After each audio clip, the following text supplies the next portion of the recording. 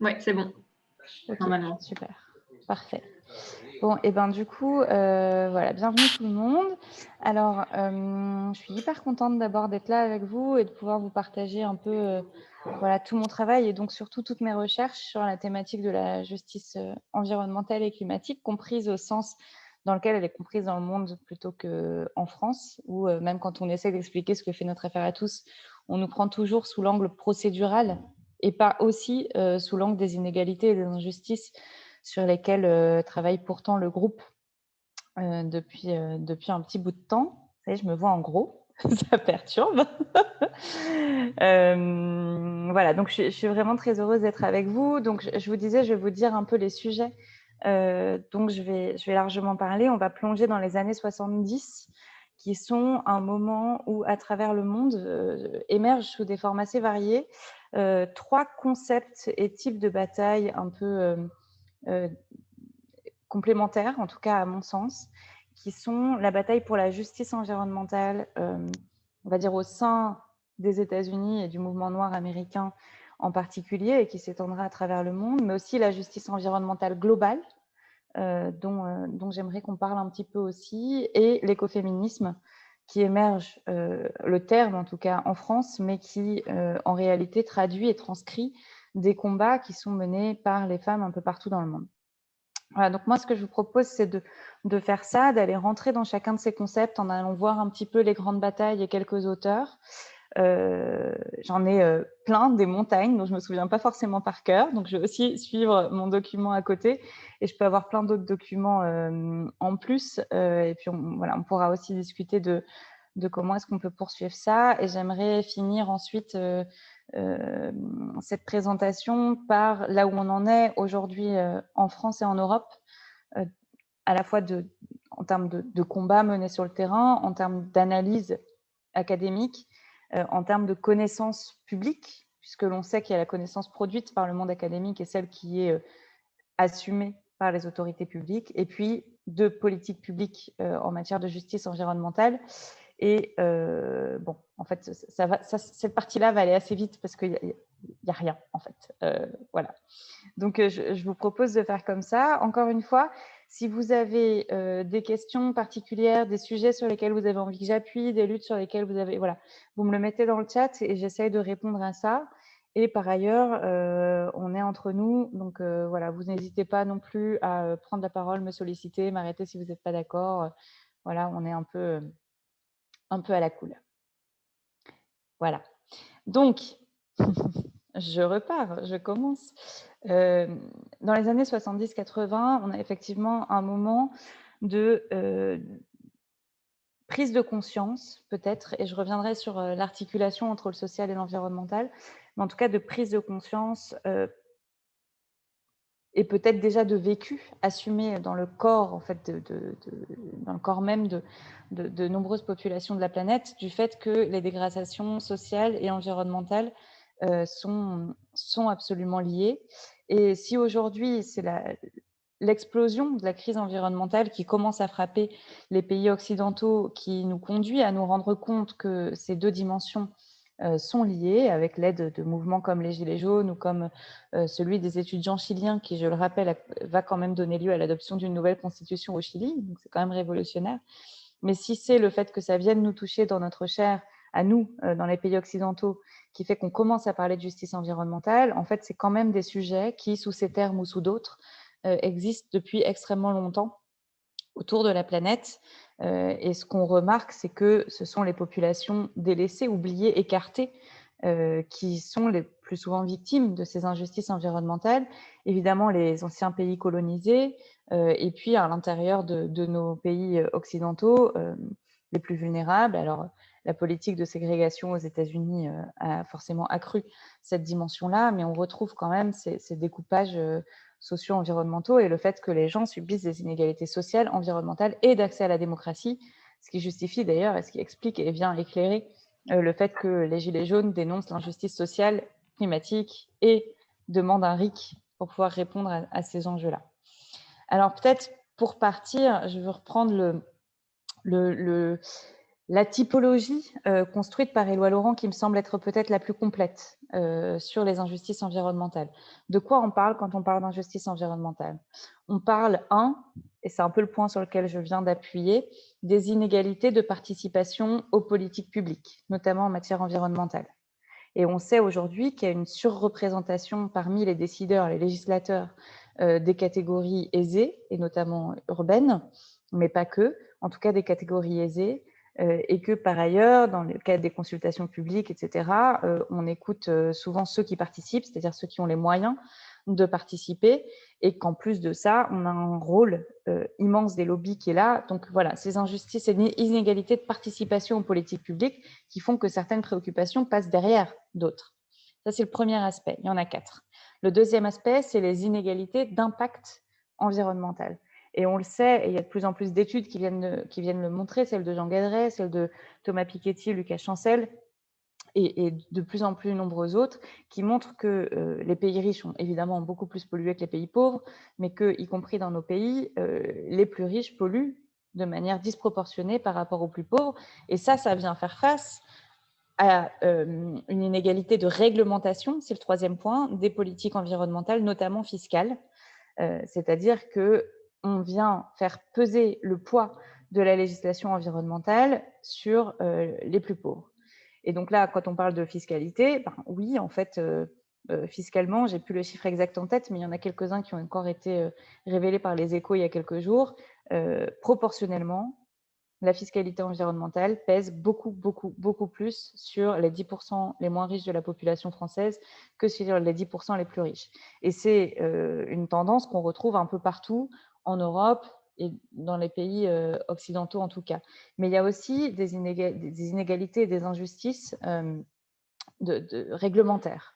Je prends un exemple. Quand on veut faire une zone protégée, on a plus souvent tendance à virer un bidonville ou une aire d'accueil des gens du voyage pour pouvoir protéger l'air à côté qu'à déposséder des millionnaires de leur super maison dans le bois pour pouvoir protéger cet espace-là. Voilà. Et ça, c'est des inégalités qu'on va retrouver partout sur le territoire sous des formes très différentes, multiples, mais qu'on retrouve partout. La dernière, voilà, le dernier aspect de ces injustices telles que déterminées par Éloi Laurent, c'est l'inégalité d'exposition et d'accès. Et donc là, c'est ce qu'on appelle aux aménités environnementales souvent, c'est-à-dire qu'on n'a pas tous accès à des espaces verts, à un air sain, à une haute qualité. Voilà. Et ça, c'est quelque chose qu'on sait et qui sont plus facilement démontrables. Et toutes ces typologies d'inégalités, le groupe les a régulièrement montrées à travers sa revue Impact. Et nous sommes donc détenteurs de l'un des plus grands centres de ressources qui existent en France. Donc, bravo à tout le monde pour tout le travail que vous avez fait. Cette approche de la justice environnementale, elle se distingue fortement de plusieurs autres approches de l'écologie. Et donc, juste pour faire un petit point rapide, mais par exemple, la deep écologie, qui a revêtu en fonction des personnes plusieurs dimensions, mais la deep écologie a parfois assumé pleinement le fait que oui, il fallait expulser des populations amérindiennes des États-Unis pour pouvoir avoir ces grands parcs de réserve, cette wilderness, que c'est un modèle, ces grands parcs, avec l'expulsion des populations qui a été dupliqué en Amérique latine ou encore en Inde, donc dans l'ensemble des colonies et des zones occupées, même économiquement parlant, par les pays développés, un peu avec ce modèle américain. Je le souligne avec d'autant plus d'urgence que Survival International fait par exemple en ce moment une campagne extrêmement dure contre l'objectif qui est celui de la CDB, de la prochaine Convention internationale sur la biodiversité, qui vise à la protection de 10% des aires marines, ça il y a un peu moins de problèmes, et de 30% des aires terrestres sur la planète, en demandant un haut niveau de protection, et que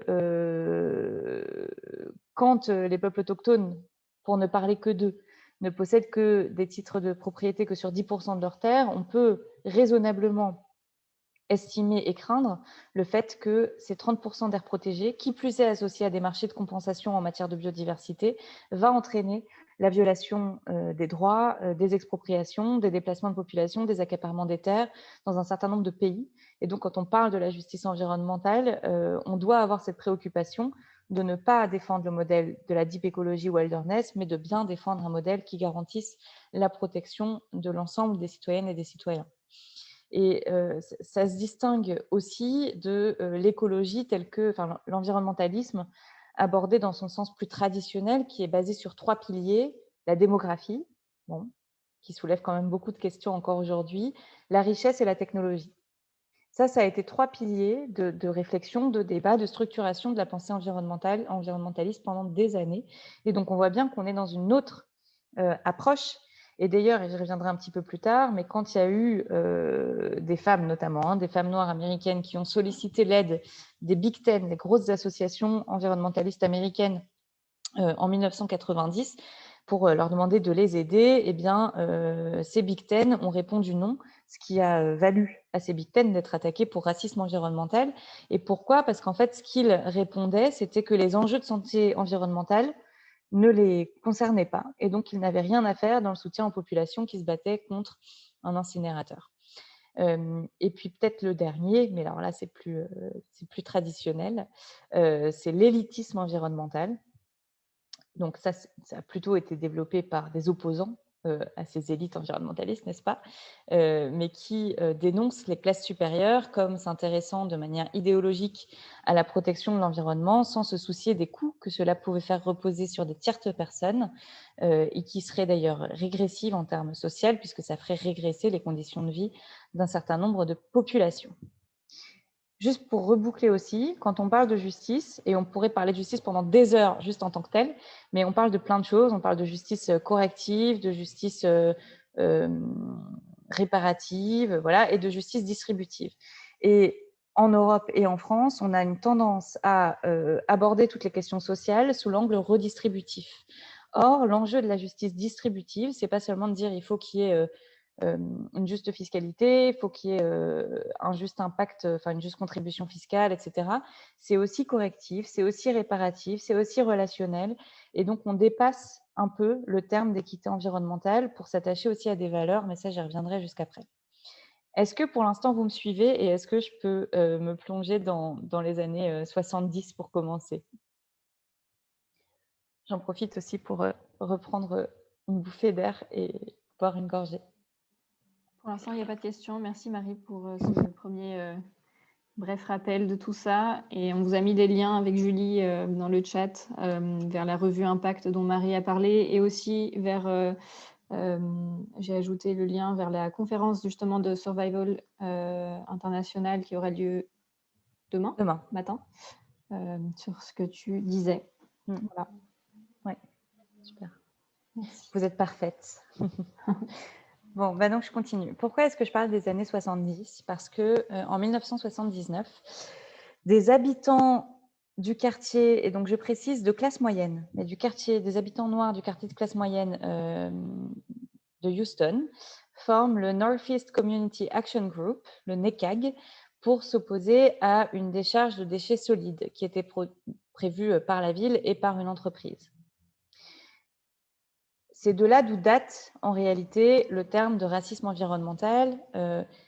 J'y reviendrai, mais je voulais surtout vous parler d'une femme parce qu'on retient souvent les hommes, y compris dans les groupes non dominants. Il n'y a pas que les hommes blancs, cis, tout ça, c'est un peu partout.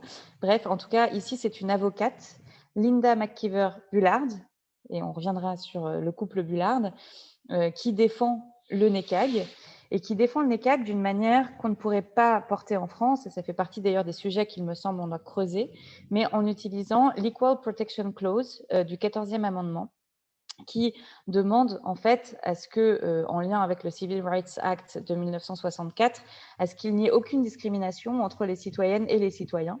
Et donc cette clause-là et cette loi-là est adaptée à la question environnementale pour dire que, à travers cette lutte contre les discriminations et le droit à ne pas être discriminé, eh bien, on ne pouvait pas être plus exposé à des pollutions, dont celui de l'incinérateur et de la décharge, que d'autres pollutions. Dans la foulée de ça, le mari de Linda, Robert, va publier le livre Dumping Dixie, Race, Class and Environmental Quality en 1990, qui va être l'un des bouquin qui va vraiment poser les premiers jalons de la théorie et du travail académique sur la justice environnementale. On ne se souviendra malheureusement que du nom de Robert Boulard et beaucoup moins de sa femme. C'est pour ça que j'insistais sur le fait de dire qu'en fait, celle qui s'était battue pour la protection des habitants de Houston, c'était sa femme.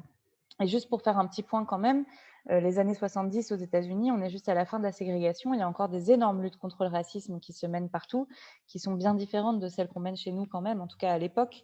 Maintenant, dans une situation plus proche, mais à l'époque, c'était très différent. Et je veux juste vous dire aussi qu'un grand militant des droits des Noirs aux États-Unis, Martin Luther King, est mort en 1968, on le sait, mais il est mort juste après avoir été dénoncé les conditions de vie et les pollutions auxquelles étaient exposés des travailleurs et des travailleuses afro-américaines dans l'industrie des déchets. Alors que le lien soit direct ou indirect, je pense qu'il était plutôt lié à son activisme en règle générale, mais enfin quand même, son dernier déplacement, avant d'être assassiné, était un déplacement pour la justice environnementale. À Houston, ils ont gagné. Et je vous ai dit au départ, c'était un quartier de classe moyenne. Mais quelques années plus tard, en 1982, il y a une autre lutte qui a été menée par des habitants, cette fois des pauvres, du comté de Warren en Caroline du Nord, qui a été une lutte qui a été menée à travers une action de désobéissance civile contre une nouvelle décharge. Une décharge qui était extrêmement toxique. Et alors cette fois-là, du coup, comme je vous l'ai spoilé en faisant ma présentation, ils ont perdu. Voilà. Donc ça pose aussi des questions sur ces relations entre race et classe. Cette fois-là, ils ont perdu.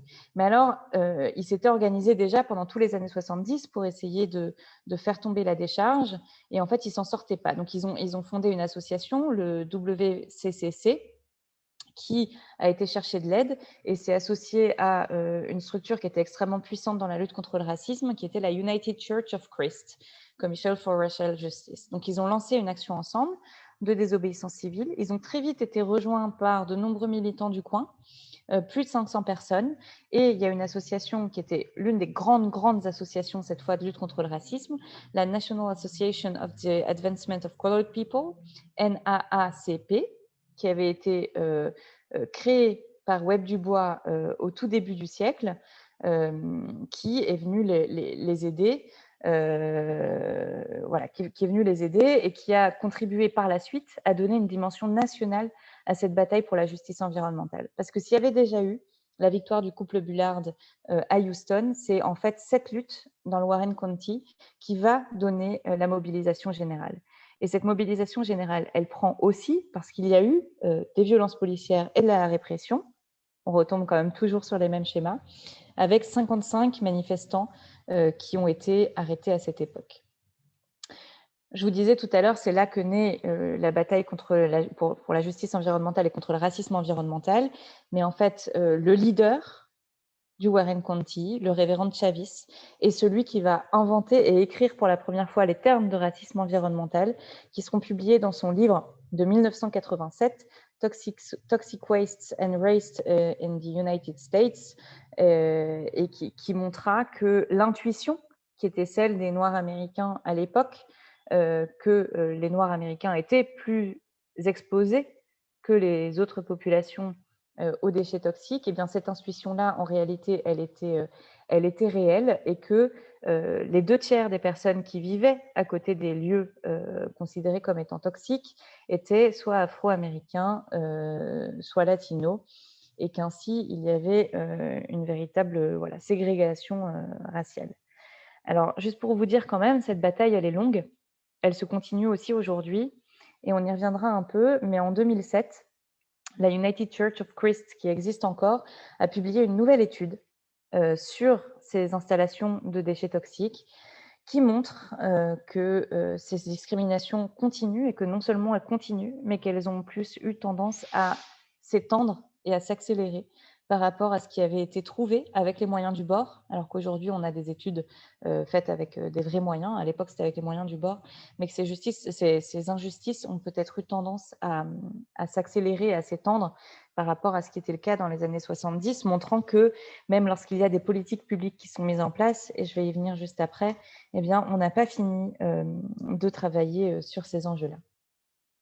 À partir du Warren County, la NAACP, et d'autres se mobilisent partout à travers le pays et ils se réunissent pendant 4 jours, qu'on peut regarder comme étant des journées historiques, à Washington, D.C. en 1991.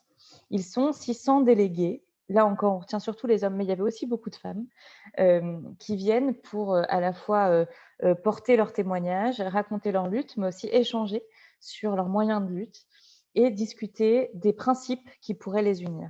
Ils rédigent la déclaration, déclaration des gens de couleur pour la justice environnementale, qui comporte 17 principes, sur lesquels on reviendra un peu plus en détail juste après, mais qui comporte 17 principes solides, de sorte à pouvoir demander à la fois la protection de leurs droits, mais aussi la protection des droits de la terre-mère, et qui dénoncent les inégalités et les injustices qui sont subies par les peuples de couleur. Ça ne reste pas sans réponse, puisque aussitôt sec, le président George Bush Senior met en place un groupe de travail sur l'équité environnementale au sein de l'Agence de protection de l'environnement, dans laquelle il réunit quelques-uns de ses leaders pour discuter des solutions possibles. Vous vous souvenez, au début, je vous ai parlé de la justice distributive et de l'équité en disant que ça allait plus loin. Et effectivement, quand Bill Clinton est nommé en 1994, il réunit, quant à lui, M. Chavis, dont on a parlé sur Warren County, et M. Bullard sur Houston.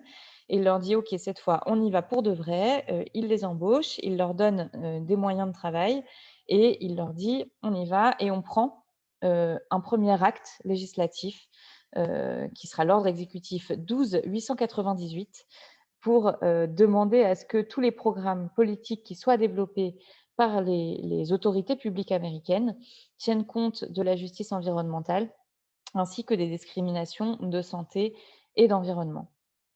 Voilà, donc c'est le début des programmes. Moi, c'est ce que je vous ai dit, c'est qu'aujourd'hui, ça continue et on a encore besoin de soutenir l'ensemble de ces mouvements qui sont extrêmement actifs et puissants aux États-Unis pour mener ces combats-là.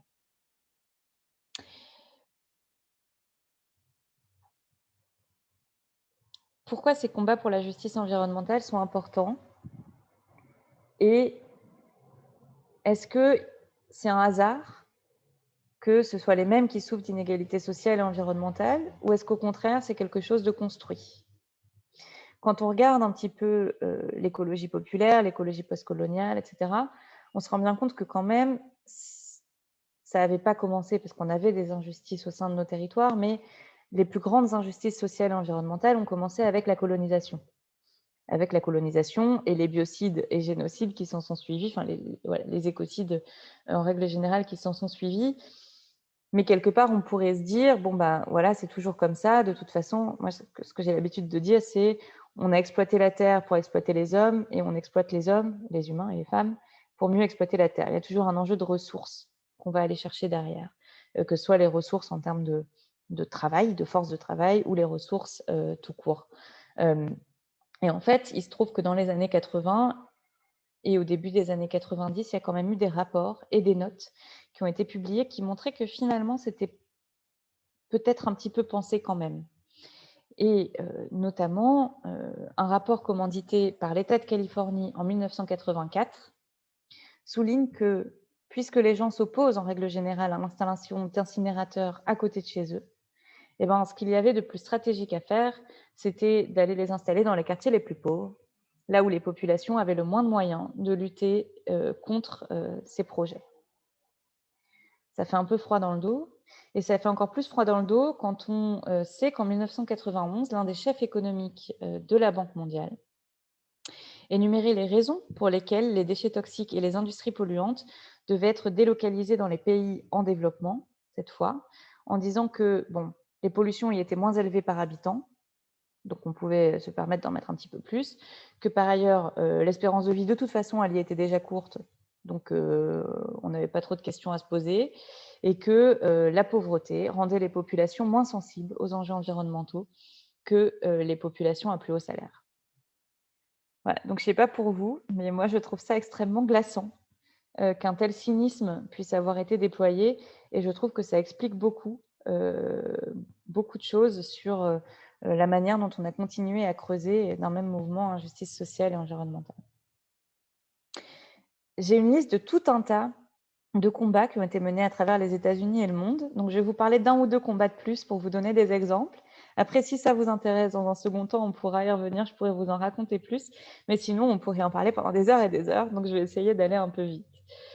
Parmi les combats les plus importants, quand même, sur la justice environnementale, qui sont menés là aussi depuis les années 80, il y a le combat de la Concert Alley en Louisiane, à la Nouvelle-Orléans, enfin à côté de la Nouvelle-Orléans, entre Bâton Rouge et la Nouvelle-Orléans, où ont été installées 125 entreprises qui produisent des produits chimiques, pétrochimiques. Et en 1987, suite aux alertes données par les communautés, encore une fois sans connaissances scientifiques, produites en tout cas par les autorités publiques, on découvre que les populations afro-américaines y sont touchées de manière extrêmement importante et disproportionnée par des cancers de tout type. Et en 2000, on revient toujours au même sujet, en 2000, l'inventaire des émissions toxiques montre que la Louisiane est le second État comptant le plus de sites toxiques et que la Cancer Alley détient toujours la seconde place du podium des décès par cancer aux États-Unis, sachant que les populations de couleur y sont surreprésentées. Il y a un deuxième cas que j'aimerais évoquer avec vous et il est plus bas. Ah bah non, je vais vous en évoquer deux autres alors, aux États-Unis en tout cas. Aux États-Unis, on s'est rendu compte qu'à côté de la frontière mexicaine, il y avait énormément de pollution aux pesticides organophosphates, comme le parathion, bon, pour ceux qui connaissent, celles et ceux qui connaissent, et que la plupart des populations qui étaient touchées par des cancers, qui n'avaient pas accès à une eau potable et dont il y avait des bébés atteints d'anencéphalie, c'est-à-dire des bébés qui naissaient sans cerveau, eh bien, ces populations-là, c'était évidemment les sans-papiers latino-américains qui venaient travailler dans les champs des grands agriculteurs américains qui embauchaient donc ces sans-papiers par-delà la frontière. Et puis, la dernière bataille qui est, à mon sens, importante, après chacun pourrait faire ses choix, c'est la bataille qui était menée par les mamans de East Los Angeles. Pareil, dans les années 80-90, et puis par la suite, elles ont commencé à se battre contre une prison en disant qu'en fait, elles savaient très bien pourquoi est-ce qu'on voulait construire une prison dans leur quartier, c'était pour y envoyer leur fils. Et donc, elles refusaient cette prison. Elles se sont constituées en association à ce moment-là, mais elles se sont ensuite battues contre tous les projets d'incinérateurs, de décharges et d'industries qui ont été développés dans leur quartier en disant la même chose. On est des mamans, on veut prendre soin de nos enfants. Et donc, ce qui est installé chez nous vient nuire à la santé et aux droits de nos enfants, et donc on refuse. Voilà, ces luttes-là, elles ne sont vraiment pas exhaustives, il y en a beaucoup. Là, on parle il y a 50 ans jusqu'à maintenant, donc il y en a évidemment beaucoup et partout. Mais je vous disais, je veux qu'on parle de justice environnementale, mais je veux aussi qu'on parle de justice environnementale globale. Et dans les mêmes années, il se trouve qu'il y a beaucoup de batailles qui sont nées aussi dans les pays des Suds. Alors, il n'y a pas de bonne manière d'appeler les pays des Suds, donc je vais rester sur l'idiome les pays des Suds, mais quand même, peut-être un fait extrêmement notable. En Afrique du Sud, la première organisation de justice environnementale du continent, Earthlife Africa, naît dans une situation d'apartheid qu'on connaît et va coordonner les actions des activistes de la justice environnementale dans tout le pays. Ce qui fait qu'en 1994, l'ANC, qui arrive au pouvoir, propose de tenir compte de la justice environnementale dans ses politiques de reconstruction du pays et que l'enjeu de la justice environnementale et du droit à un environnement qui ne nuise ni à la santé ni au bien-être est inscrit dans la Constitution sud-africaine de 1996. C'est donc un début de la tendance qu'on connaît aujourd'hui dans les pays occidentaux. Ils étaient extrêmement en avance. La Constitution disait aussi que les Sud-Africaines et les Sud-Africains avaient le droit à une législation qui lutte contre les pollutions et garantisse un usage des ressources naturelles qui promeuve un développement économique et social. Et c'était dû à quoi? Au fait que, notamment dans les mines, il y avait eu beaucoup de Sud-Africains et de Sud-Africaines, surtout de Sud-Africains pour le coup, qui étaient morts notamment du fait de l'amiante. Dans les affaires de justice environnementale, et j'y passerai extrêmement vite, il y a évidemment l'affaire Chevron-Texaco en Équateur. Je pense que je n'ai pas besoin voilà, de plus développer ça. Une action qui est peut-être un peu moins connue, mais qui mérite de l'être, enfin un mouvement, c'est celui du peuple Ogoni et de Kensaro Wiwa au Nigeria, face à notre camarade Shell. C'est toujours les mêmes, mais là aussi dans les années 80, avec des soupçons de corruption, d'oppression, voilà, et la condamnation à mort de Kensaro Wiwa, qui était un écrivain et un militant, qui a vraiment marqué l'histoire de la justice environnementale globale. On peut aussi parler de ce type de mouvement au Laos, contre l'accaparement des sols, au Cambodge, là aussi, et c'est d'ailleurs ce qui a donné lieu à le document de politique stratégique de Fatou Bensouda à la CPI en 2016, au Cameroun, notamment face aux mines d'or, en Haïti, évidemment. Haïti qui a été l'un des pays pauvres qui a reçu beaucoup de déchets toxiques de la part des pays occidentaux, avec en janvier 88 Kiansi qui a déchargé illégalement 4000 tonnes de déchets d'incinération toxiques en provenance de Philadelphie.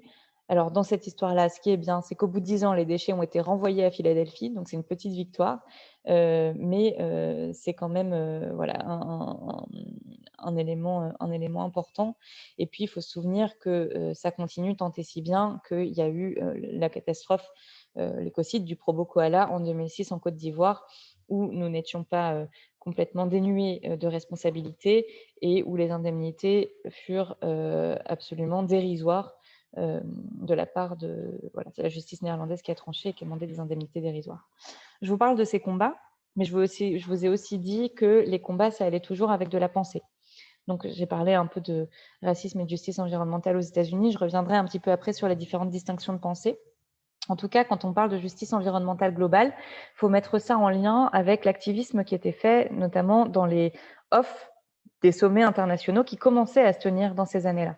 Je rappelle quand même qu'Olof Palme, le Premier ministre de Suède, qui a par la suite été assassiné, introduit la conférence de Stockholm, la première conférence internationale sur l'environnement, en dénonçant l'écocide qui avait été l'agent orange au Vietnam, et que par la suite, il y aura des contre-sommets qui ont été organisés en marge des sommets internationaux et des conférences pour le climat, évidemment, une fois qu'elles se tiendront.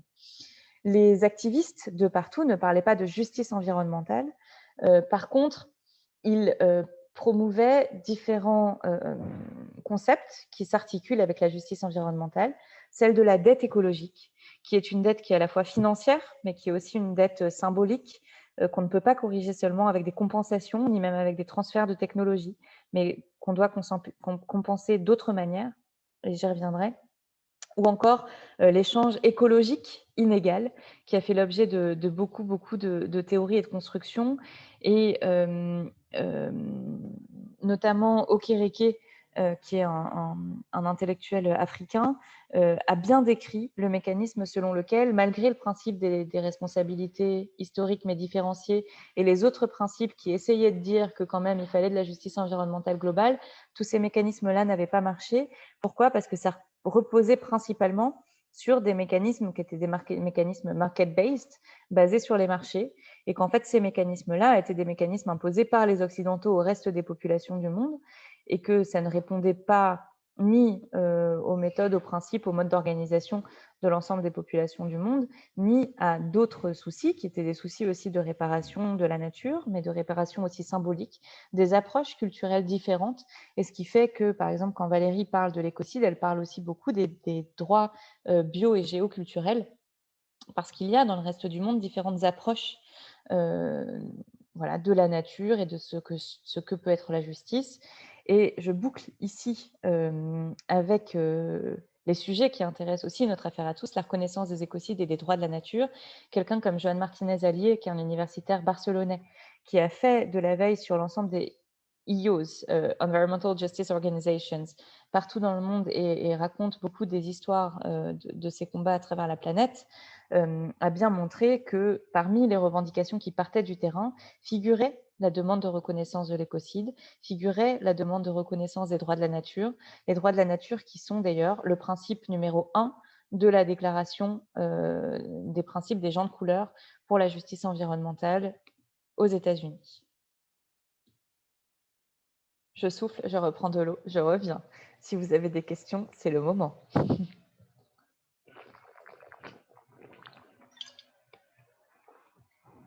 Voilà, je reprends et je continue. Et là, c'est un petit coup de pression parce qu'il y a Clotilde Bateau qui est parmi nous. Et donc, je vais parler d'un sujet. Et Clotilde, si je me trompe, tu me coupes, tu me reprends. Mais qui est qu'en même temps que tous ces combats-là, exactement au même moment, dans les années 70-80, naît un mouvement qui va être un mouvement extrêmement important, lui aussi divers dans ses porteuses. Joanne Martinez-Allier, ouais, comme ça, Joanne Martinez-Allier. Université de Barcelone.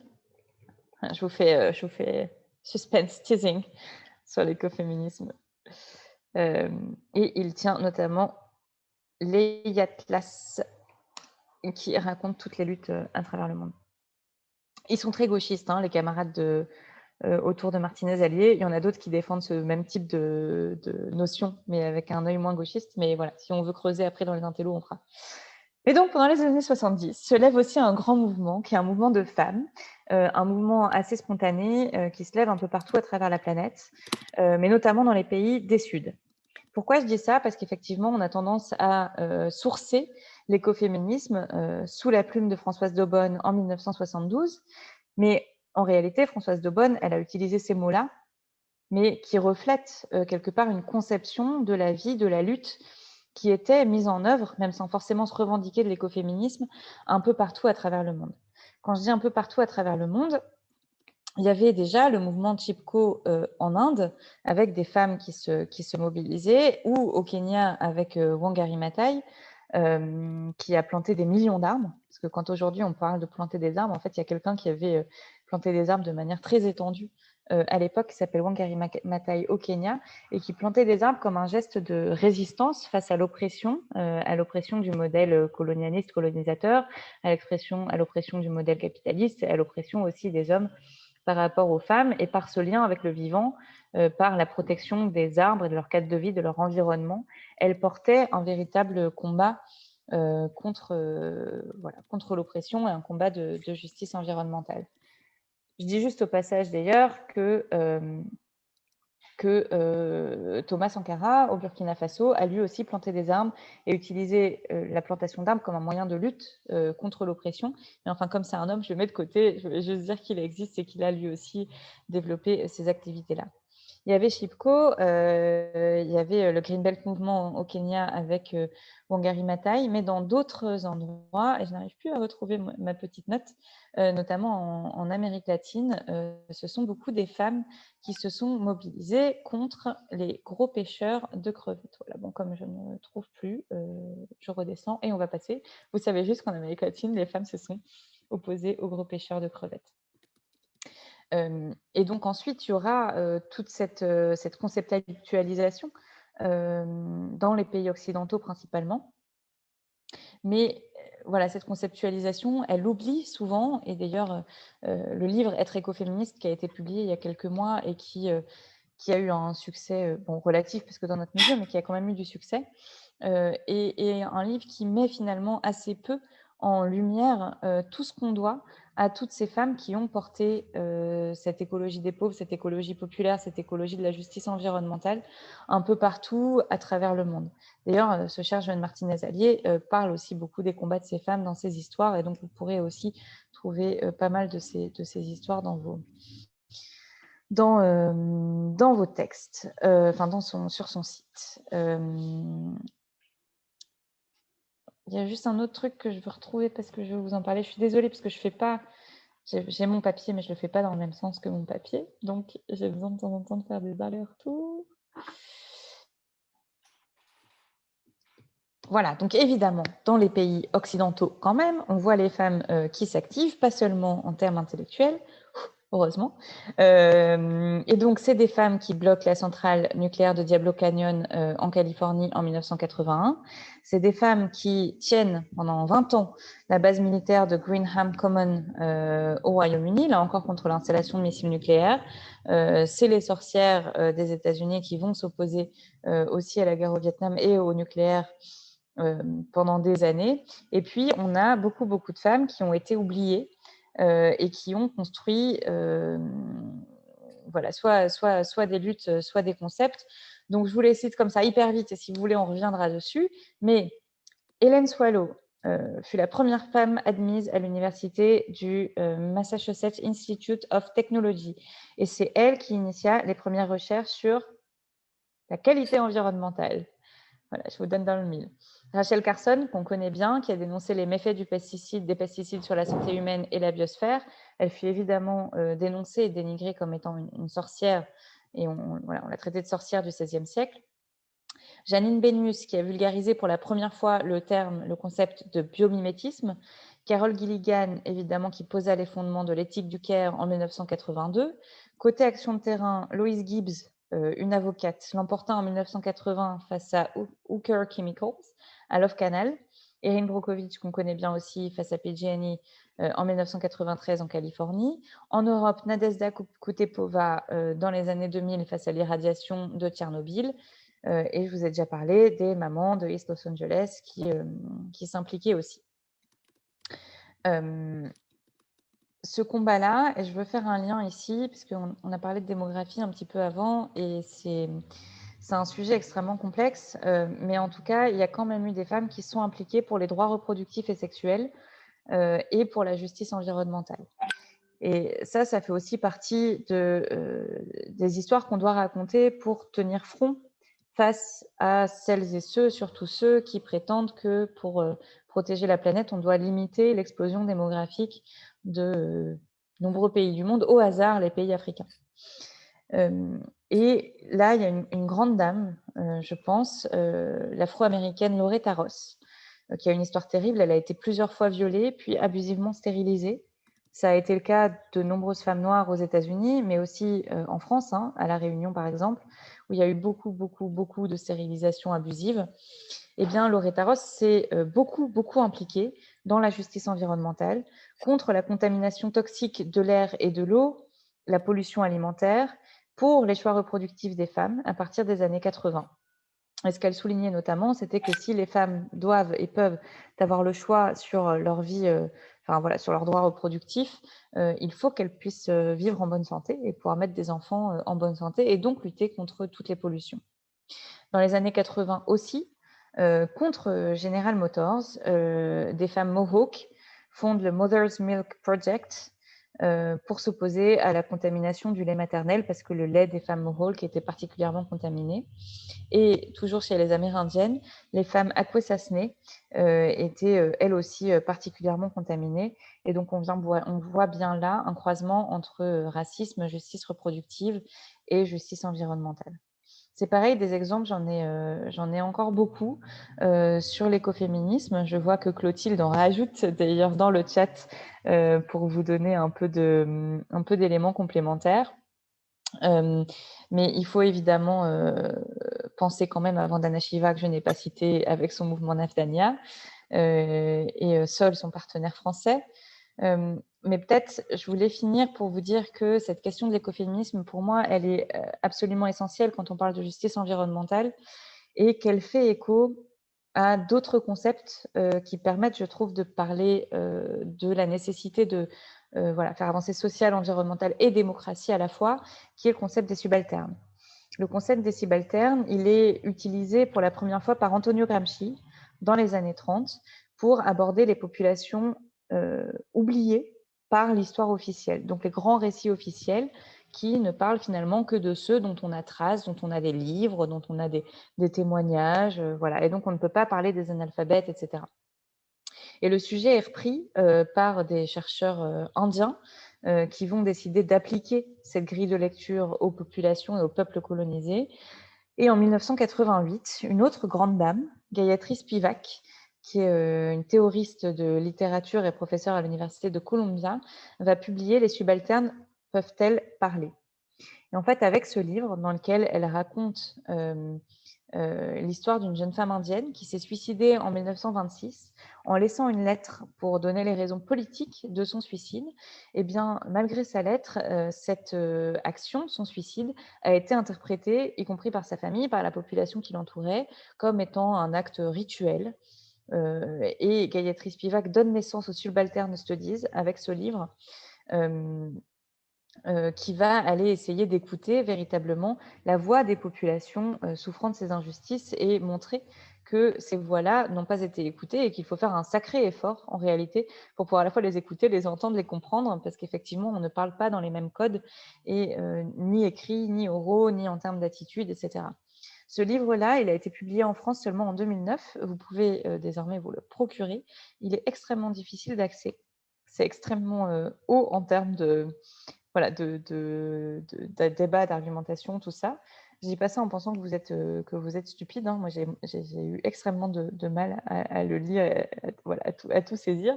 Donc, je me mets aussi dans cette adresse-là. Mais en tout cas, voilà, c'est quand même un texte difficile d'accès, mais qui est un texte absolument essentiel dans l'histoire qu'on veut se raconter. Alors, je vois qu'il faut qu'on vous envoie des infos. Ça, on pourra faire ça, on pourra réfléchir à comment est-ce qu'on fait ça. Est-ce que vous avez peut-être une première série de questions? Parce qu'après, je voulais rentrer dans la distinction justice et racisme environnemental.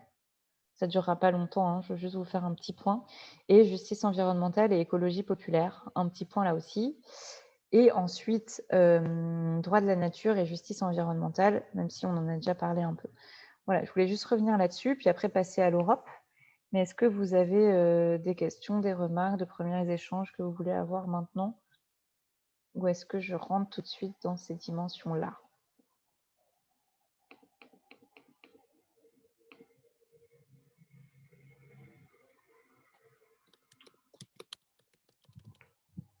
Je vois la petite tête de Clotilde qui regarde, qui scrute l'écran.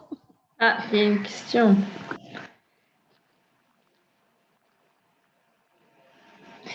N'ayez pas peur de parler avec votre vraie voix. Ouais. Ouais, vas-y Charlotte. Ouais, c'est moi qui ai posé la question. Je voulais juste savoir si il y avait une position particulière vis-à-vis de la décroissance ou pas. En fait, du coup, tout ce que je décris depuis tout à l'heure, c'est un mouvement qui ne se considère même pas véritablement comme un mouvement, à part aux États-Unis où c'est très structuré, où il y a des politiques qui sont mises en place. Alors ça, j'ai oublié de le préciser, mais évidemment, c'est des politiques qui sont mises en place sous présidence démocrate, jamais sous présidence républicaine. Par exemple, dans les 4 dernières années, il n'y a pas eu de politique de justice environnementale menée par l'Agence de protection de l'environnement. Aux États-Unis, c'est l'un des axes majeurs de l'administration Biden-Harris, même s'ils embauchent dans leur administration des lobbyistes pétroliers. Mais enfin voilà, on va voir ce que ça donne. Mais du coup, ce n'est pas un mouvement homogène et unifié. Et y compris au sein de chaque mouvement, même quand on prend justice environnementale version occidentale, il y a des approches très différentes. Quand on prend justice environnementale globale, là aussi, il y a des discussions et des débats. Et quand on prend écoféminisme, il y en a aussi pléthore. Par contre, dans le cadre du travail sur la justice environnementale globale, il y a effectivement une remise en cause de la croissance. Mais c'est plus une remise en cause de la croissance telle que abordée sous l'angle du néolibéralisme, des flux financiers, économiques, etc., qu'une critique de la croissance en tant que telle. Par contre, il y a un vrai débat qui est né dans les années 80, pour revenir à cette période charnière de l'histoire quand même, sur la question des limites et de l'allocation des parts. Déjà dans le rapport Meadows en 72, puis dans le rapport Brundtland en 87, il est fait écho du fait qu'il y a des limites à la croissance et que dans ce cadre-là, il faut réfléchir à l'utilisation des ressources par les pays riches, de sorte à pouvoir laisser quand même un peu d'espace aux générations futures, mais aussi aux pays pauvres. Cette dimension-là, elle est extrêmement présente dans la littérature scientifique et dans les combats à la fois des altermondialistes des pays du Nord et des mouvements des pays des Sunnis. Ce qui va conduire nécessairement à une remise en cause de la croissance, et notamment dans le travail de Joanne Martinez-Allier et de ses chercheurs associés, il y a beaucoup fait mention de ça. Mais ce combat-là, donc, il va se porter sur la question de la dette écologique, de l'échange écologique inégal, et puis il converge aujourd'hui vers la question de l'empreinte écologique, mais plus encore que de l'empreinte écologique, des limites planétaires. Et donc, on connaît le combat mené depuis 2009 là, et l'établissement des limites planétaires par le Stockholm Resilience Center pour que ces limites soient transformer en outils qui puissent être mis à jour régulièrement, etc., mais aussi transformer en outils réglementaires, de sorte à pouvoir faire converger tout le monde vers le respect des limites planétaires. Ça, c'est la bataille qui est connue, mais derrière, il y a l'autre bataille, qui est celle de la justice environnementale globale, qui est de dire, mais à quelle part on a le droit sur ces limites planétaires? Et en fait, il y a la solution on va dire, égalitarienne, de l'égalité absolue. Par exemple, l'Union européenne, c'est à peu près 15% de la population mondiale, et ben, on a le droit de consommer 15% des limites de la planète. Full point. Il y a une deuxième dimension qui ajoute la question des responsabilités historiques. Là, ça diminue un peu. La question des richesses et de la capacité à agir, ça diminue encore un peu. La question de la souveraineté et de la capacité des peuples de choisir, ça diminue encore. Et en fait, il y a beaucoup de chercheurs et d'universitaires qui ont travaillé sur ces principes d'allocation, ce qu'on appelle les principes d'allocation. Et donc, il y a aussi beaucoup de débats et de discussions académiques, mais pas encore politiques. Le débat dans l'arène politique n'a pas encore eu lieu sur l'allocation de ces parts. Et donc ça, c'est un vrai enjeu avec la croissance parce que de l'interprétation qu'on a voilà, de à quelle part on a droit et qu'est-ce qui est juste, qu'est-ce qui est faire, dépend aussi de la nécessité de croître à quel rythme ou de décroître et à quel rythme et dans quelles conditions. Ce que les chercheurs montrent aussi, notamment au Kireke dont j'ai parlé tout à l'heure, mais d'autres aussi, Oulu et d'autres, c'est que encore aujourd'hui, même dans un contexte où on prétend toujours voilà, sauver la planète, ces mécanismes qui empêchent la véritable équité, ils se reproduisent. Et par exemple, quand on parle de limites planétaires, la stratégie de l'Union européenne qui est en train de sortir sur les matériaux rares, les terres et les matériaux rares, elle dit qu'il faut vraiment faire attention parce qu'on va prendre des ressources dans des pays, tout ça, parce que nous, on n'en a pas chez nous. Puis ces pays-là, ils ont des besoins de développement, etc. Donc, ce qu'on va faire, c'est les accompagner dans leur développement de solutions market-based. Voilà. Et ça, c'est écrit noir sur blanc et c'est encore les solutions qu'on est en train de promouvoir, tout en prétendant qu'on est en train de changer de dynamique, qu'on a besoin de protéger la planète, etc. D'où l'importance réelle des droits bioculturels, de l'écocide, des droits de la nature, etc. Parce que ça vient amoindrir l'importance qu'a pris la finance dans les dispositifs de protection de la nature qui ont été mis en place depuis les années 70-80. Donc je reprends sur Doria. Je reprends sur justice environnementale, écologie populaire. Juste, du coup, j'en ai déjà parlé un petit peu en fait quand je vous parlais de tout ça. Mais en fait, il y a une femme, j'aime bien citer les femmes, mais Naïla Naoufal, une chercheuse québécoise qui a distingué la justice environnementale à l'américaine, donc qui se base principalement, comme je vous l'ai expliqué tout à l'heure, sur les lois anti-discrimination, les lois d'égalité civique, des batailles de l'écologisme populaire telles que conçues par Martinez-Allier. Martinez-Allier, il approche surtout les choses pas d'une manière conceptuelle un peu par le haut, mais vraiment par les combats qui sont menés sur le terrain dans les pays dits en développement pour l'accès en ressources et contre les pollueurs. Et donc, il en fait émerger des catégories, des typologies, etc. Donc, elle distingue les deux.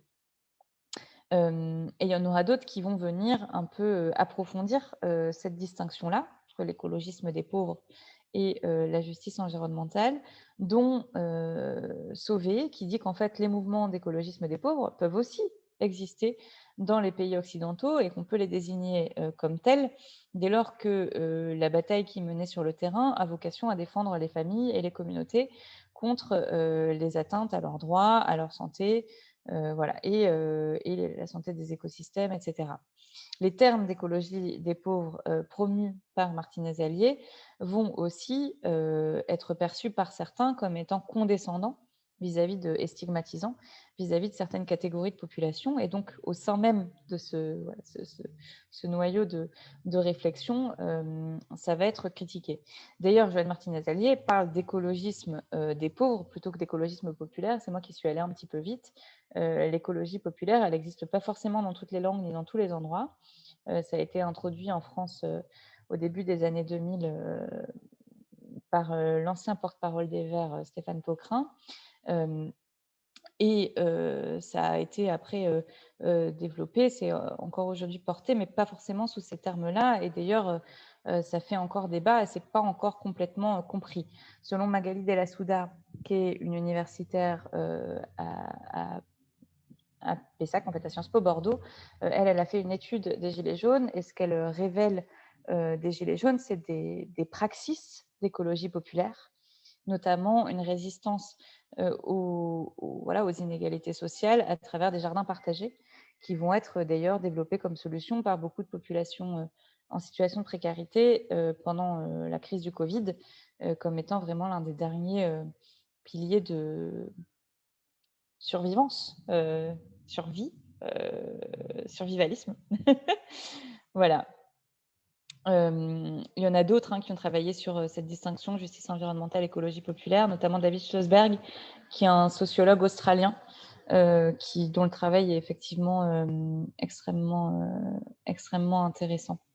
Il y a une volonté de certains d'allier tous ces mouvements dans un mouvement mondial qui n'est, ainsi que je vous l'ai dit tout à l'heure, pas encore existant, notamment parce que ces termes-là, ces concepts, cette manière d'appréhender les batailles n'est pas encore partagée de manière commune au niveau mondial. Et donc, on a vraiment besoin, enfin, moi je le pense, et ça c'est vraiment un choix, d'aller dans cette direction. Je vous parlais de Naïla Naoufal, donc la chercheuse québécoise tout à l'heure. Ce qu'a montré Madame Naoufal, c'est que toutes les batailles que je vous ai racontées dans les pays du Nord, pour l'instant, elles étaient urbaines. Je ne sais pas si vous avez remarqué. Mais que ces batailles-là, sauf les travailleurs agricoles latino-américains. Mais au Japon, on a vu émerger beaucoup de mouvements pour la justice alimentaire dans les quartiers urbains, mais aussi dans les quartiers ruraux. D'autres vont aussi montrer que ces pratiques-là peuvent se retrouver à la fois dans les milieux urbains et dans les milieux ruraux. Question ou pas de question? Je passe au racisme environnemental. Ok. Donc, je vous l'ai dit de manière un peu naturelle, quelque part, parce que c'était les associations de lutte contre le racisme qui se sont battues contre les incinérateurs, les décharges, etc., qui ont fait ces premières recherches pour savoir qui vivait à côté des installations dangereuses et dans les zones polluées. C'est le terme de racisme environnemental qui émerge sous la plume d'abord du révérend Chavis, puis de Robert Bullard, et qui vont quand même être pas mal discutés par la suite. Pourquoi? Parce qu'évidemment, certains vont leur répondre que ces injustices-là sont en fait reliées à des inégalités et des processus d'exclusion territoriale qui peuvent être exercés donc contre les populations de couleur, mais aussi contre d'autres types de populations. Et Robert Bullard lui-même va reconnaître que d'autres facteurs, comme l'âge, comme le genre, comme le statut socio-économique, sont des variables qui jouent dans l'exposition des différents individus aux risques environnementaux. Les Asiatiques, enfin les ressortissants asiatiques aux États-Unis, vont aussi se positionner sur ces enjeux avec des positions tout à fait différentes.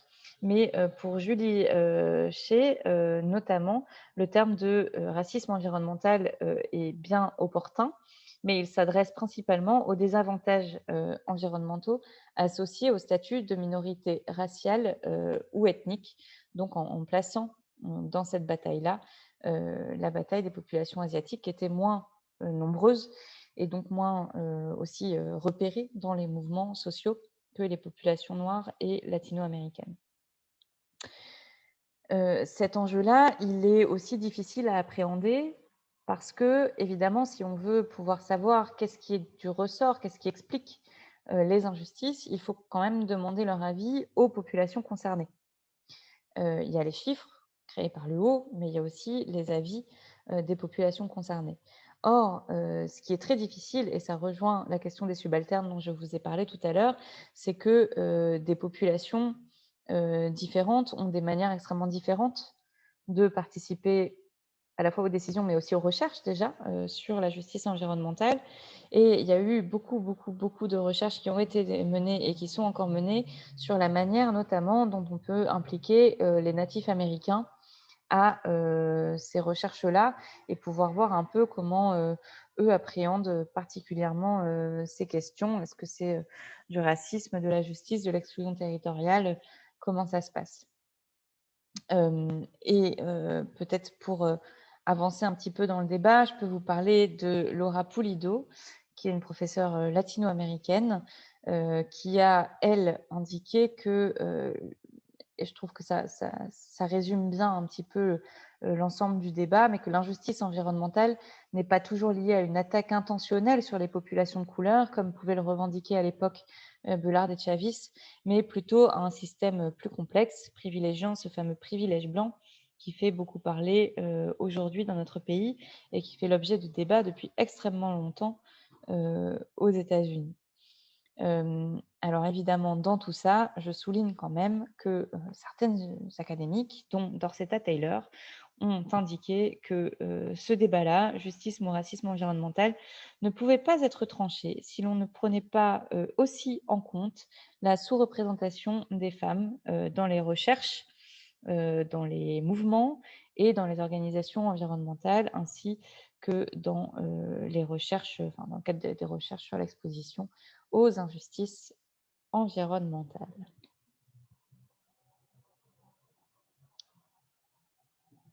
Je continue. Ok, j'arrive à la fin du truc conceptuel. Après, je vais vous lâcher. Ça fait déjà 1 heure que je vous bassine avec tous mes auteurs et tous mes concepts. Bon, mais donc, je vous ai dit le principe numéro 1 de la déclaration des 17 principes de la déclaration des gens de couleur pour la justice environnementale, c'était un principe d'unité entre la justice pour les êtres humains et la justice pour la terre-mère et son caractère sacré.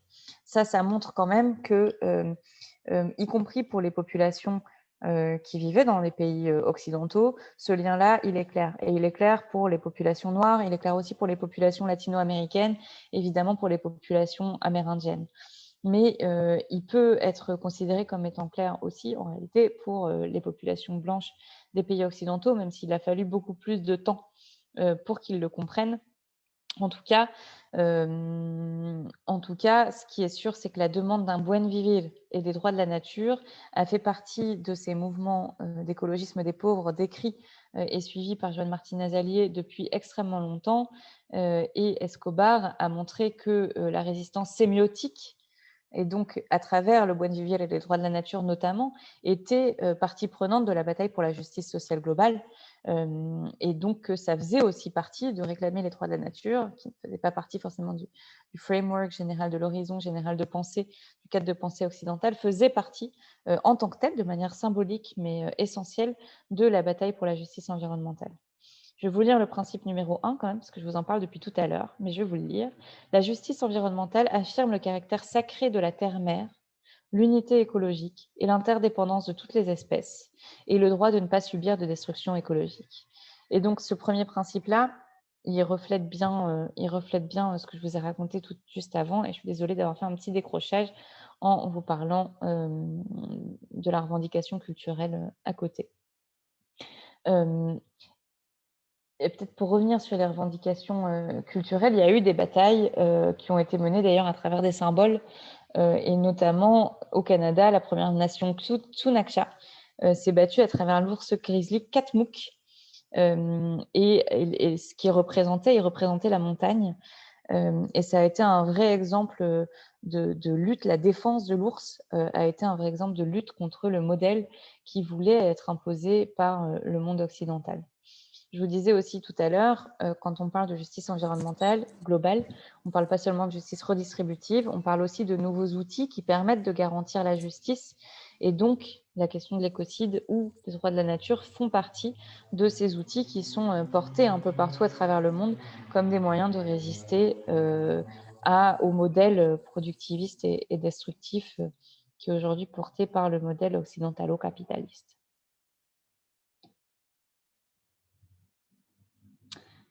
Et donc, pour chez nous maintenant, nos nouveaux chercheurs, et je vais quand même les citer, qui s'intéresse aux questions des inégalités environnementales, qui sont plutôt la manière dont on a appréhendé le sujet en France. C'est un peu différent dans les pays anglo-saxons, Royaume-Uni, Irlande, évidemment, mais aucun de ces auteurs-là, de ces chercheurs-là, ne faisait référence jusqu'à maintenant au principe premier de la Déclaration américaine de 91 que je viens de vous lire et à l'interaction, à l'interdépendance avec le vivant. C'est en train de changer puisque, et Marie Pochon vous a renvoyé la petite intervention d'Éloi Laurent il y a quelques jours sur France Inter, qui parlait de la santé et qu'il avait bien veillé à m'envoyer aussi pour me dire « Regarde, j'ai dit ça ». Mais dans son intervention, il parle bien de l'harmonie avec le vivant comme étant la condition sine qua non à la bataille pour la justice et à la sortie de la croissance. Et donc, ça avance. Mais jusqu'à maintenant, on n'a pas vu ça arriver. Peut-être, si je peux faire l'exception, de Razmik Koutcheyan. Je ne sais pas si vous connaissez Razmik Koutcheyan. Il a notamment écrit « La nature est un champ de bataille ». Il a fait d'autres analyses sur la gauche contestataire, etc. Bon, c'est moins lié à nos enjeux. Mais en tout cas, dans « La nature est un champ de bataille » ou dans son article « La lutte des classes pour la nature », Razmik Koutcheyan parle de la justice environnementale, y compris dans sa dimension reliée à nos actions en justice d'abord, et puis avec les droits de la nature et l'écocide, etc. Et il rappelle aussi que ces batailles pour la justice environnementale existent bel et bien sur le territoire européen depuis longtemps, qui existaient déjà au XVIIe siècle avec la bataille pour les communs dans les bois, dont on a souvent entendu parler, auxquels on fait souvent référence, et que beaucoup, notamment de monde dans le monde rural, s'étaient mobilisés déjà, et que notamment en 1829, en Ariège, il y avait une rébellion dans laquelle les hommes s'étaient habillés en femmes pour s'opposer aux propriétaires terriens. Voilà, il y a aussi des petites anecdotes sympathiques dont on peut se faire écho. Voilà. Et ces histoires de mobilisation voilà, invisibles dans nos pays, elles existent, même si elles ne sont pas forcément considérées comme des affaires de justice environnementale. Le Royaume-Uni a mis en place des programmes pour la justice environnementale quand même. Et d'ailleurs, les Amis de la Terre en Grande-Bretagne se réclament de la justice environnementale, ce que ne font pas les Amis de la Terre chez nous. En tout cas, ils commencent juste à s'y intéresser. En Italie et en Espagne, l'injustice environnementale est abordée surtout à travers les questions d'équité dans la qualité de vie, notamment dans l'environnement urbain. Et des villes comme Naples vont porter la notion d'écologisme social cette fois, afin de lutter contre les abus. C'est un type de bataille qui émerge vraiment pas mal parce que l'Agence européenne de l'environnement, par exemple, a fait et continue à développer plusieurs cartes sur les injustices environnementales dans les grandes métropoles européennes. Donc ça va vraiment être l'un des pans, l'un des biais à travers la question de la justice environnementale va être abordée en Europe. En Allemagne, elle est aussi abordée avec la question des nuisances et des pollutions sur les populations, mais elle n'y est pas abordée du tout sous un angle social, uniquement sous un angle territorial. Et donc, on peut recouper ça avec les questions de précarité et de vulnérabilité des populations, mais en tout cas, ce n'est pas l'entrée qui a été adoptée. Chez nous, en France, on l'aborde sous l'angle des inégalités environnementales plutôt que sous l'angle de la justice environnementale, notamment sous l'impulsion des autorités publiques, il faut le dire, à partir des années 2000, avec la mise en place, en vue du sommet du développement durable de Johannesburg, d'un groupe de travail qui s'appelle Inégalité sociale, inégalité écologique. On va d'ailleurs avoir des bouquins qui vont être publiés à la suite, qui s'appellent Inégalité écologique, et une première stratégie nationale de développement durable entre 2003 et 2008, qui souligne l'enjeu de la réduction des inégalités écologiques et sociales. Depuis, il y a eu plusieurs études qui ont été commanditées, mais qui n'ont véritablement donné lieu à aucune politique publique, malgré le fait que des chercheurs, des historiens aient souligné le fait que la connexion entre l'environnement dégradé, les risques sanitaires et la pauvreté faisait déjà partie du discours hygiéniste français au XIXe siècle, et donc que ça fait bien longtemps qu'on aurait pu s'en emparer. À part la Fondation Abbé Pierre, il y a quand même très peu de gens qui ont fait les croisements entre les droits humains, les droits sociaux, les droits environnementaux. Aujourd'hui, on en voit beaucoup plus. C'est un peu le livre qu'on a fait avec Priscilla, le travail de Malcolm Ferdinand, de Fatima Wassak, de William Hacker sur les gens du voyage, évidemment, et d'un nombre croissant de personnes, mais on en est quand même au tout début. Et les plans nationaux santé-environnement qui auraient dû répondre et s'intéresser un petit peu à cet enjeu de la justice environnementale Le dernier, voilà, j'ai eu l'occasion de dire sur cette liste ou sur une autre que c'était indigent et pitoyable, mais c'est indigent et pitoyable aussi parce que les 3 plans nationaux santé-environnement précédents n'avaient pas été mis en œuvre et que la France, qui était pionnière en fait en Europe avec ces enjeux-là, n'avait pas réussi à transformer cette préoccupation et cette sensibilité française pour les questions sociales en véritable politique publique.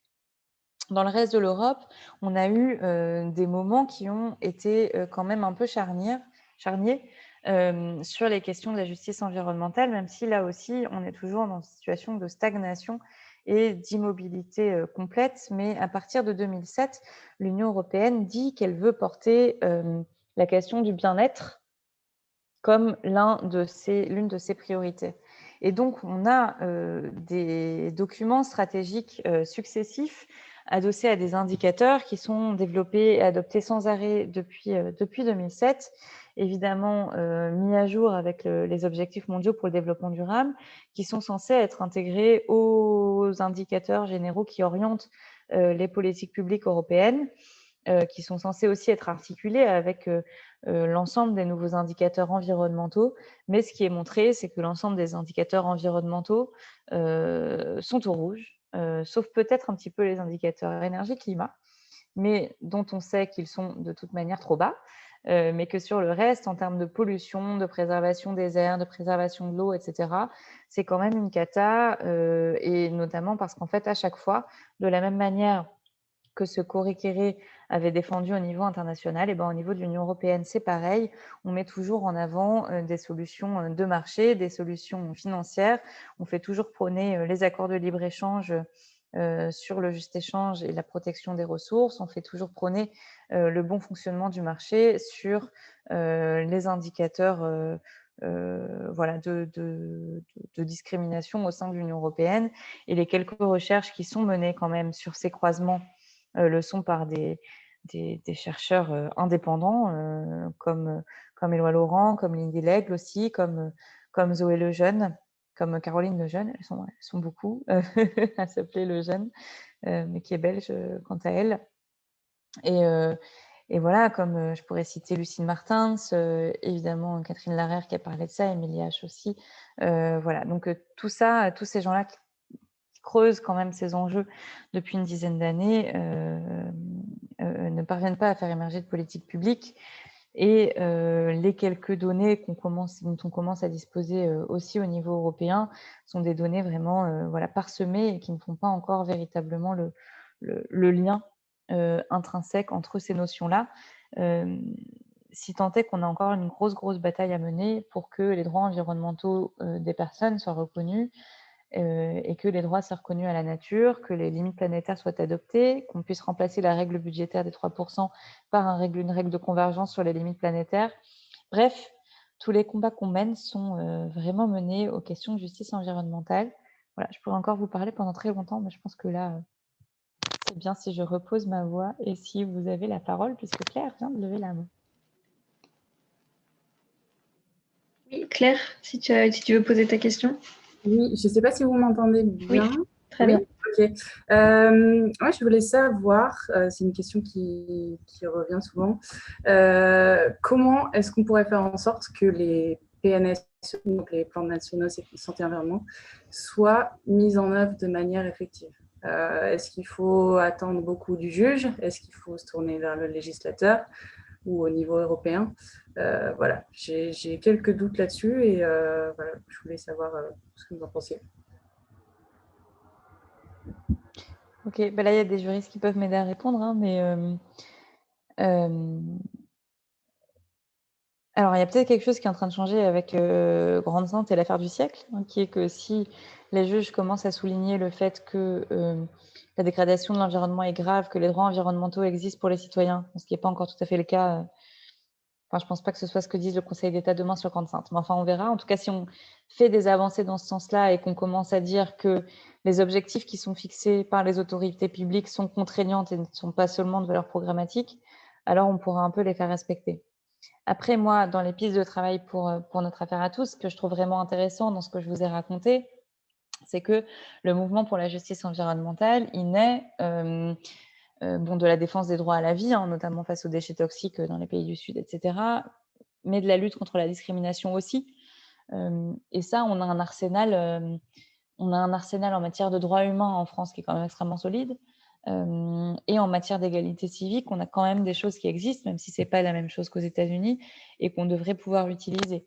Et je pense que si on arrive à mobiliser toute notre expertise et nos connaissances sur les sujets de justice climatique et environnementale au service de groupes qui se battent sur le terrain pour améliorer leur cadre de vie, en faisant croiser les différentes expertises en droit, hein, aussi avec le droit des étrangers, avec le droit au logement, comme a commencé à le faire la Fondation Abbé Pierre, etc., on devrait pouvoir réussir à finir par rendre contraignants ces plans qui existent.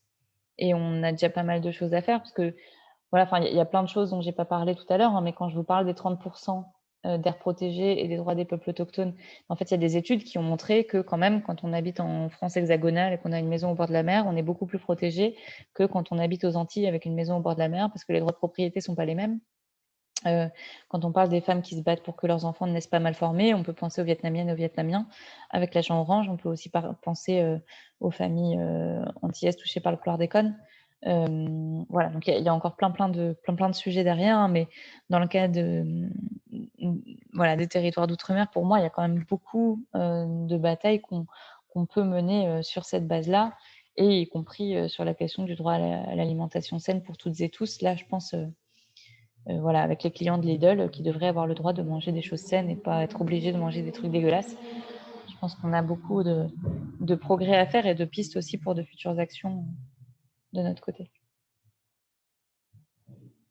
Ok, merci.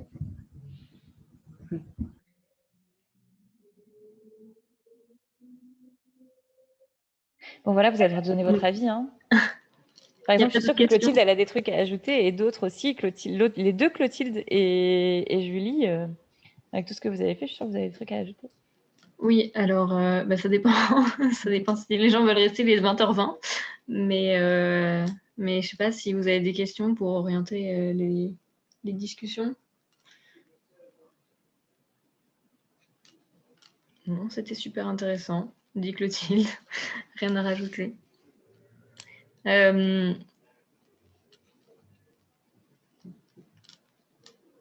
Non, mais du coup, je ne vois pas d'autres questions. Mais du coup, j'ai bien noté par contre votre envie d'avoir toutes ces références. Du coup, je sais pas, il n'y a pas de support écrit à tout ce que Marie vient de dire, mais on peut peut-être travailler sur vous donner une bibliographie de tout ce que tu as évoqué, Marie. De toute façon, moi, j'ai l'enregistrement de cette formation que je vous enverrai aussi. Donc, vous pourrez revisionner et réécouter un peu tous les noms qu'elle a mentionnés. Ça faisait beaucoup. Mais vous pouvez aussi nous envoyer des mails, des messages si jamais vous ne retrouvez pas. Puis par ailleurs, il faut me laisser un peu de temps. Ouais, on pourra faire ça. Faut me laisser un peu de temps, mais en fait, je travaille sur 3 ou 4 papiers différents. Il faut tout que je structure. On veut lancer un site internet où on veut publier tout ça de toute manière, donc il y aura tout ça en ligne. Et par ailleurs, j'écris aussi des articles à côté.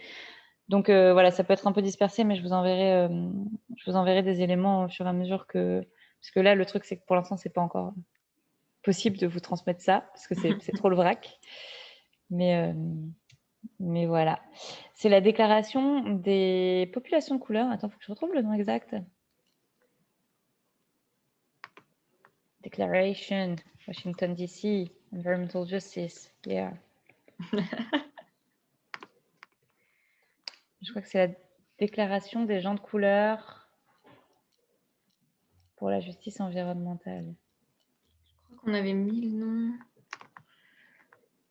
Bon, de toute façon, elle est là. Revue de presse. Hop, tac, je vous la recopie-colle. Tac.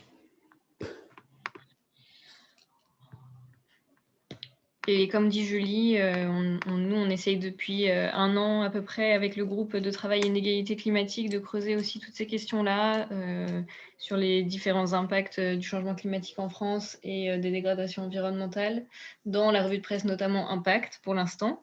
Et on va sortir un rapport sur ces enjeux-là aussi dans moins d'1 mois, dans 3 semaines, je ne sais plus, dans pas longtemps, la 2e semaine de décembre. Donc, gardez bien ça en tête et de toute façon, on vous fera un récap dès qu'on aura un petit peu plus avancé. Bon, et par ailleurs, si vous voulez me dire, à part me dire merci, parce que c'est sympa de me dire merci, mais si vous voulez me dire voilà, ce qui vous a semblé clair, pas clair et tout ça, moi, ça peut m'aider si je dois être amenée à refaire des échanges là-dessus.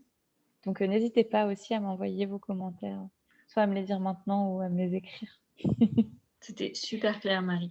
Je le prendrai pas mal.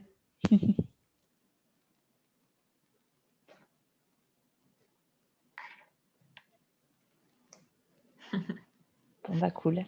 Parfait. Bon, puis on était plein, je suis contente, je pensais qu'on serait moins. Donc bravo, bravo au groupe Inégalité climatique aussi pour ce travail incroyable.